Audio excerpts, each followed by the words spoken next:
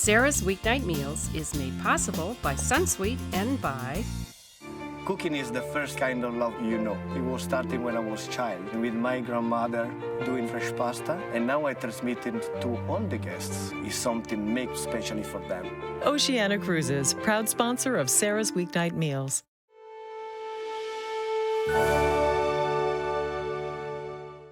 Zwilling, makers of Fresh and Save, the vacuum food storage system. One of the ways Zwilling has been helping cooks do it all in the kitchen for 290 years. The Zwilling family of cookware is proud to support Sara's Weeknight Meals. That's me and Julia Child in 1979, when we worked together on Julia Child and More Company. Can you believe it? She was 6'2" and I barely made it to 5 feet. Now, even though we didn't see eye to eye physically, we became great friends for 25 years. So, in tribute, I'm making Fish Meuniere, the first dish Julia ate on French soil. And this is very un-Julia. I'll do it with just 5 ingredients. That's what we're aiming for today, 5 ingredient surf and turf recipes, like the steak with homemade butter. My brother Peter approves. When you start with a steak this flavorful. This is so good. It's a cinch. My salmon is oh so posh with its crispy skin and tangy Greek sauce. And hello, still only 5 ingredients. And on Ask Sara, I can't quite get Eggs Benedict right, so do you have any tips for poaching eggs? you're way ahead of the game. That's all coming up on Sara's Weeknight Meals. Welcome to the French Chef. I'm Julia Child. That voice, who could forget it? But it was Julia's height that launched her career. During World War II, she tried to join the military, but they said she was too tall for the uniforms. So she joined the CIA, then called the OSS. They sent her to Sri Lanka and China, and there she met her husband, Paul, who introduced her to the pleasures of good food. But newlywed Julia couldn't cook a thing. Her true culinary epiphany came in 1948 when she and Paul moved to France.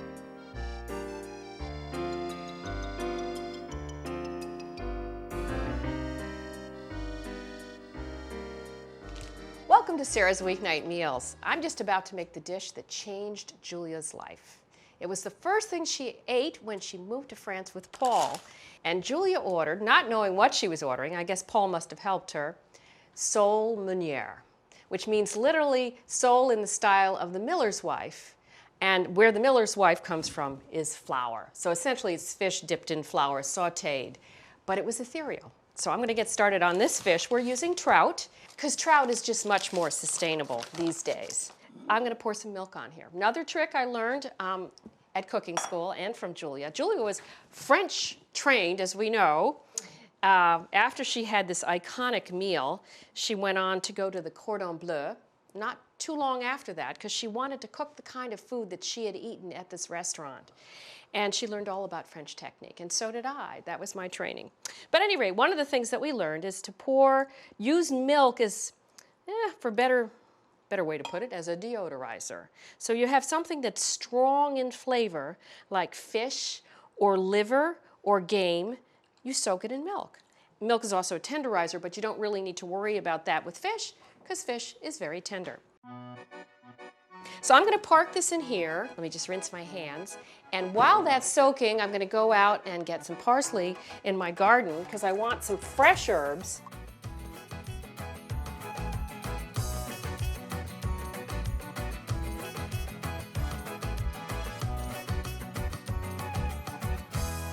Okay, now we can cook the fish. Now I want to point something out while we can see it. This is the pretty side of the fish. This is the not so pretty side of the fish. The not so pretty side is where the skin was. And the reason I bring this up is when you cook fish, you only flip it once. So you want the pretty side to be the last thing up. So you put the pretty side down when you put it in the pan. If you keep flipping the fish back and forth, it will break because fish is very delicate. It has no connective tissue. So salt and pepper. Now, Julia, and the classical way, would have been to use white pepper. White pepper for white things, black pepper for everything else with color. I don't like white pepper. So I'm sorry, Julia. I'm going to use black. I can't help myself. Kosher salt and black pepper.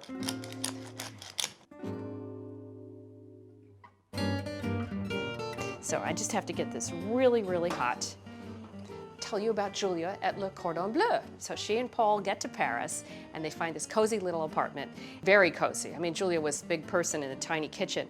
And she wanted to cook for Paul, so it occurred to her to enroll in the Cordon Bleu. She only had GIs in the same program, all men, and then eventually she finished the whole program and she went back to take the exam and she didn't remember the recipes. She flunked. It was awful. She was devastated. There we go.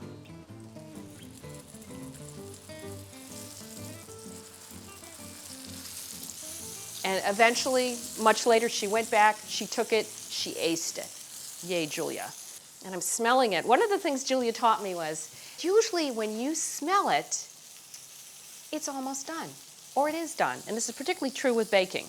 I want to cut these lemons into sections, because I'm going to add the whole sections to the sauce. So I'm going to take off the top and the bottom, and then we're going to go down either side. We're making what's called a sauce grenobloise. It's a brown butter sauce, and it means in the style of Grenoble. And it involves lemons, capers, brown butter, and parsley. And fish absolutely cries out for acid, so you have to add acid. And because I am really smelling that fish, I'm going to go back over. Let's see how we're doing. For once, I'm going to use a fish spatula for fish. Okay, when you flip it, you want to tip all the oil away from where you're flipping it so that you don't end up flipping it and getting the oil back up in your face. All right, and then this one I'm going to tip back this way. There we go. Isn't that beautiful looking? So I'm going to turn on my green beans. I'm going to start warming them up. So what you do is you go through the sections.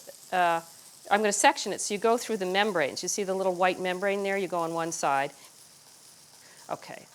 How do you know when fish is done? When the knife goes through easily, and that went through really easily. Here it's going to go through. It's done. And the second side never takes as long as the first side. So I'm going to get these out.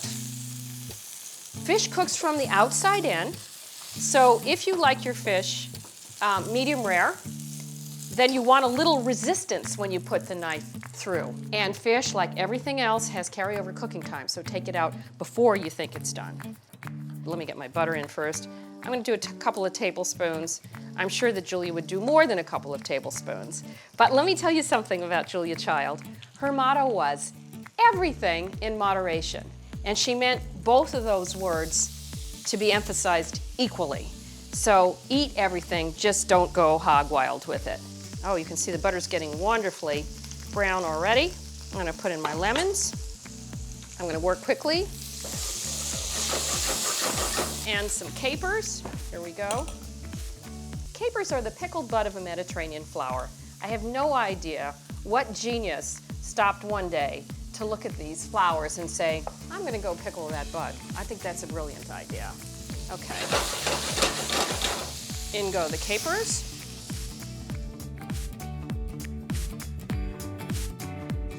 Ah, this is beautiful. My beans are ready. I like this piece, I think, the first one I did. There we go. On the plate. We have some beautiful potatoes. I was trying to think of an appropriate French name to call them, maybe pomme persillade. I don't know, but they were roasted and then just tossed with a little bit of parsley. Persillade means parsley. We like parsley. Maybe I'll put a few of those on the plate. And then last but not least, spoon over my sauce grenobloise. This is a very Julia dish, I'm telling you. She loved her fish. Wow, doesn't that look delicious? Trout Meuniere in honor of Julia Child.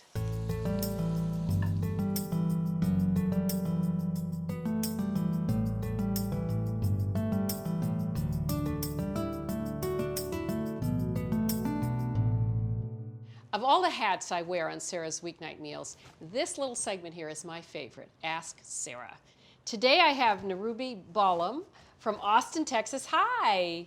Hi, thanks so much for inviting me. Tell us a little bit about yourself. We rent chicken coops and backyard chickens for families here in Austin, Texas that want to enjoy fresh eggs. Because even with the freshest of eggs, I can't quite get eggs Benedict right. So do you have any tips for poaching eggs? The very first thing you said, which is that you have fresh eggs, you're way ahead of the game. What happens when eggs are harvested is, like us, they start to go a little flabby. That white starts to separate out into a very watery part. I've strained this to get rid of the watery part of the white because then we will have a prettier looking poached egg. That's one of the things I didn't like when I made them, that they were watery. So that's perfect. Yes, because the watery whites give you those spidery edges.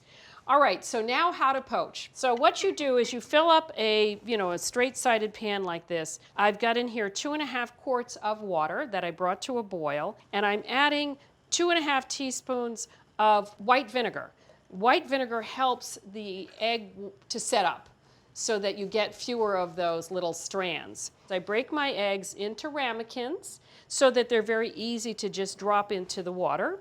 I'm going to turn off the water completely and then put the lid on, and 2 to 2.5 minutes later they'll be done. No swirl necessary? No swirl required. Okay, Narubi, are you ready? Here we go for the ta-da moment. Okay, ta-da! Oh, that looks awful. I only strained the one I showed you, and the other 3 must have been very old eggs. So I'm going to take the very pretty one. If you want to serve it right away, you just take it out while it's still hot. Just dry it on a little napkin or side towel, and then I'm going to put this little guy on top of a salad. Yikes! There we go. I hope that was helpful. I wish I'd had fresher eggs. Thank you so much. That was super helpful. Thank you. And for all of you there, send me your questions to the website. I would love to meet you this way and talk about your big issues in the kitchen.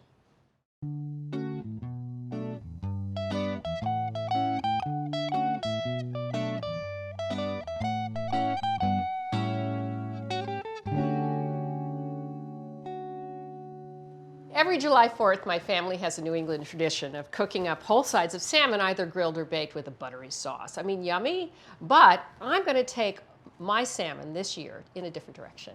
I'm going to try to replicate that crispy skin that you get in restaurants. I just love it. And I'm going to top it with a Greek sauce. And guess what? It's going to be really exciting, it's going to be really tasty, and it's only 5 ingredients. Let's start with the salmon.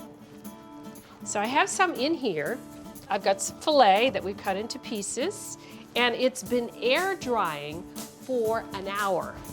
But we're going to dry it out even more. The secret to crispy salmon is dry skin. You need the skin to be really, really, really dry.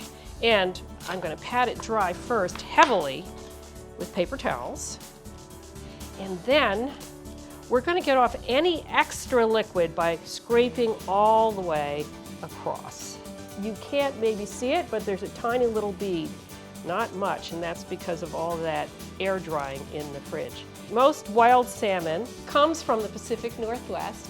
The only problem is it doesn't have a really high fat content. But now you can get organic, sustainably grown East Coast salmon that I find has a higher fat content, so I tend to like that.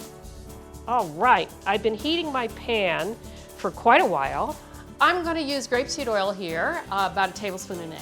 What we're looking for here is a high smoke point in your oil because we need to cook the skin over very high heat. Oil should just shimmer when it's very hot, right before it smokes. That's how I know that it's hot enough for me to add the salmon. The second thing we're looking for is a sound that the fish is going to make when it hits the pan. A nice sizzle like that. Skin side down, because the point is to get the skin crispy.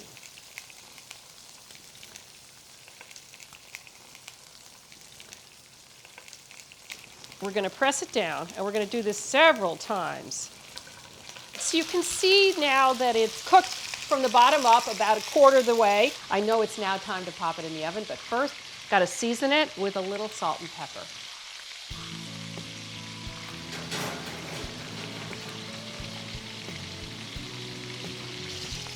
All right, I'm going to go wash off my knife, and I'm going to make the sauce. It's a mayonnaise-based sauce, but the first ingredient is pepperoncini. I need about 2 tablespoons minced. Now, pepperoncini are Tuscan pickled peppers. However, I've never seen them in an Italian recipe. I've only seen them in Greek salads, but they're wonderful. They have brine, they have acid, and they have heat, and that's what they're going to bring to the sauce. I'm going to add about a tablespoon of the pepperoncini liquid. Why not? It's got all that flavor in it.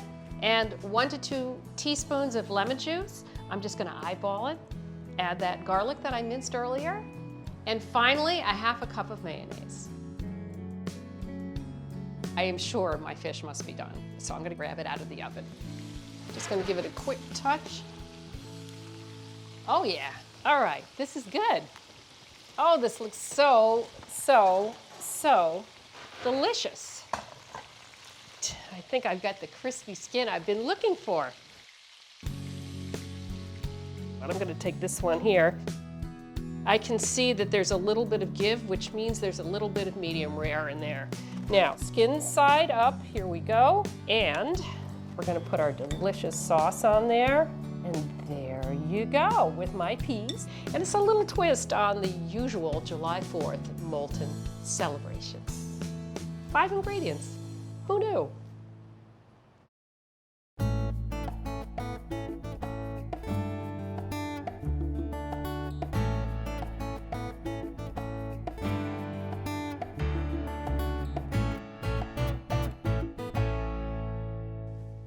There is nothing quicker to cook than a steak, and that's why it's the perfect candidate for a weeknight meal. You cook in no time at all, you let it rest, you take those juices, you make a sauce. So that's what I'm going to do right now, and I brought in some troops. My younger brother, Peter. He is my little brother, although clearly he got the better genes in the family. He happens to be a New York State Supreme Court judge, which I still can't believe. I mean, sometimes he's dignified, I don't know. But at any rate, you cook a lot. Yes, You cook steak a lot. absolutely. I hope you learned something today. Well, I brought you a secret weapon. What? Actually, I brought you 3 secret weapons. Oh dear, This what? is from, I grew these on my terrace. This is a ají dulce pepper, which is... Oh, I love those. I know those. That's more like fruity. This is like a habanero without the heat. It's got all the fruit and the mango-ness. I love these. This is a black Czechoslovakian, which is, roughly around a serrano pepper's heat. Heat? Okay. But then this one Yeah? What's that one? I don't recognize is that the one at all. famed and feared ghost pepper. 4 times or 10 times, I think, the habanero pepper's Oh dear. I heat. think we'll put this guy will go over here. I'm just going to get him out of the way. Yeah, don't even look at him. Yeah, there we go. But we're going to use the ají dulce. Let me get the steak. Let's get started. What kind of steak you Well, we're using a different cut of steak. So here's what, I'm going to have you season this on both sides, okay? And then we can hose down on the water back there. So salt pretty nicely. So this is a Denver steak. There's other wonderful steaks that you can get now. A petite tender, a flat iron. I'm going to put this in the fridge and explain why in a second that we salt that ahead of time. Guess what we're going to make that you've never made before? I know you haven't. We're going to make butter. Or as Julie would say, butter. Briefly, why you salt the steak ahead of time. If you salt a steak beforehand, it tastes really steaky. If you salt it after you've cooked it, it tastes like steak with a salt hat. Up to 4 hours is great, why we refrigerated it. You want to pop that back in the fridge? If you use truffle salt, would it Yes! infuse it with truffle flavor like you did Brilliant! before? I like the way you think. Right. So we're going to use heavy cream to make this butter. It takes 12 minutes on a stand mixer. So I'm going to turn this on, let it rip, and we're going to go have a cup of coffee. Oh, good. Yeah, okay. Wait, there we go. So let's go over here.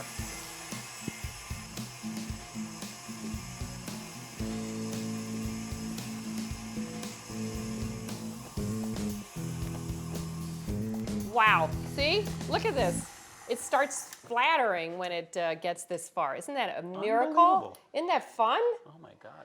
But you see how, let me just move this over here. You see how watery it is? Yeah. I'm gonna just lose this, and if you could just move the machine, and then we're going to clean the butter. Okay. You know, the first time I made butter, I was so excited. It looked like this. I was like, wow, I did it. Okay. So I just threw it into a little ramekin, and the next day, I went to reach for it, and it was a couple days later, and it was stunk. Because you need to get rid of all these milk solids that are in there, or it turns bad. So we're gonna wash it. So I got enough butter out. do better. So what you have to do, and I'm going to let you do this, Okay. is you knead it with your hands. You just keep squeezing the butter in the water. We'll change the water several times. We keep squeezing it and washing it until the water is clear.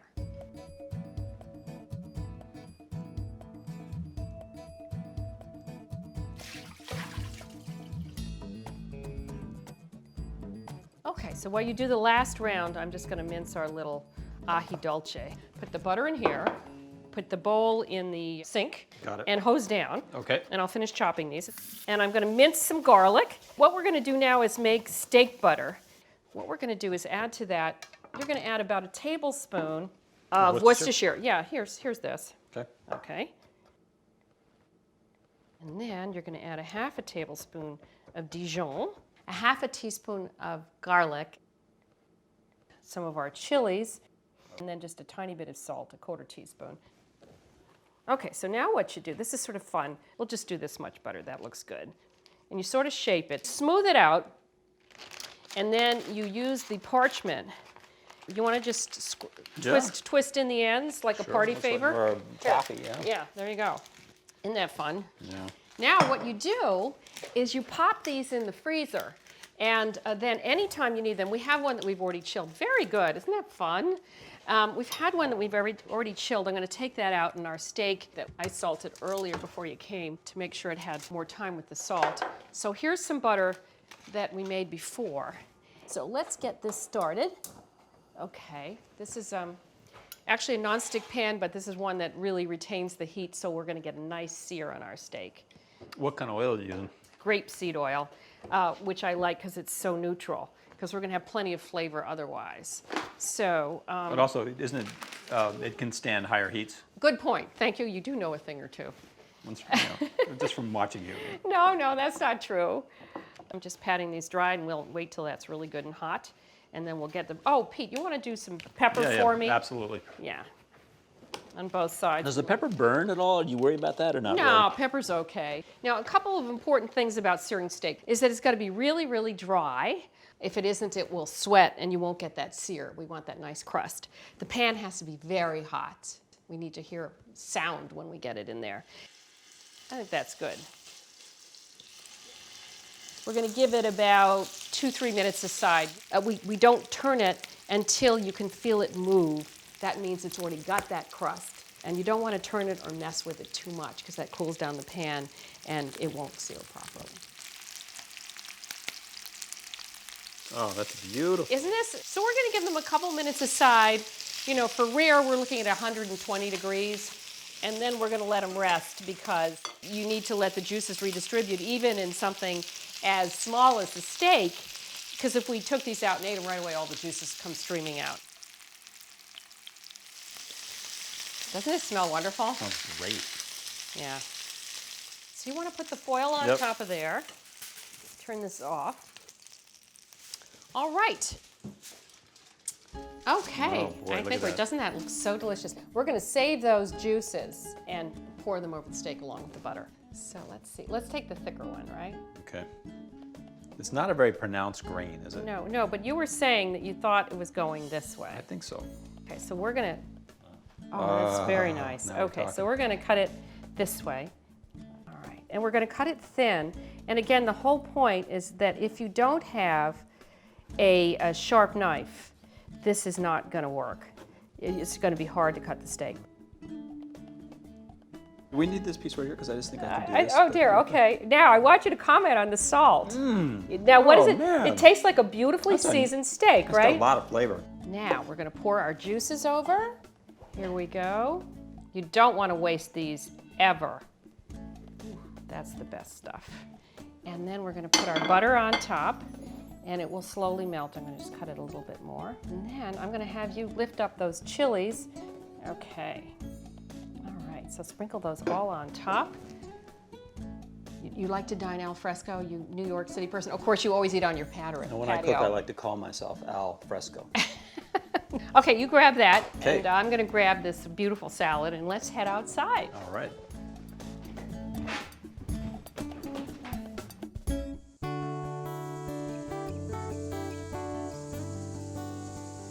Will you pour the wine? I think we got a Cote de Rhone there. Wow, this looks so, look at all that wonderful juice. This is very colorful. I don't always. It's fantastic. Oh, yeah. Oh, yum, yum. All righty. Well, I want you to take a little bite of that butter, too, and tell me what you think straight up of the butter. Okay. Yes. And I want to thank you all for joining us. When you start with the steak, this flavorful. This is so good. It's a cinch. I'm Sara Moulton here with my brother Judge, Peter Moulton. Thanks so much for joining us, and I hope you join us again for more of Sara's Can I have some of Weeknight yours? Meals. You can. There's plenty left. The butter is amazing. Isn't it? Isn't it? Homemade butter just can't be beat, really. That's incredible. And that deeply flavored steak. Wow. The chilies.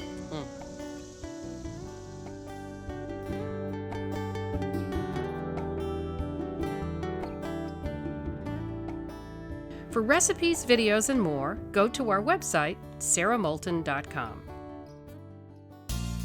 Sara's Weeknight Meals is made possible by Sunsweet and by Cooking is the first kind of love you know. It was starting when I was a child with my grandmother doing fresh pasta, and now I transmit it to all the guests. It's something made specially for them. Oceana Cruises, proud sponsor of Sara's Weeknight Meals.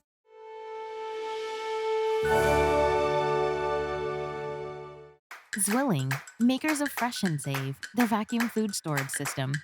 One of the ways Zwilling has been helping cooks do it all in the kitchen for 290 years. The Zwilling family of cookware is proud to support Sara's Weeknight Meals.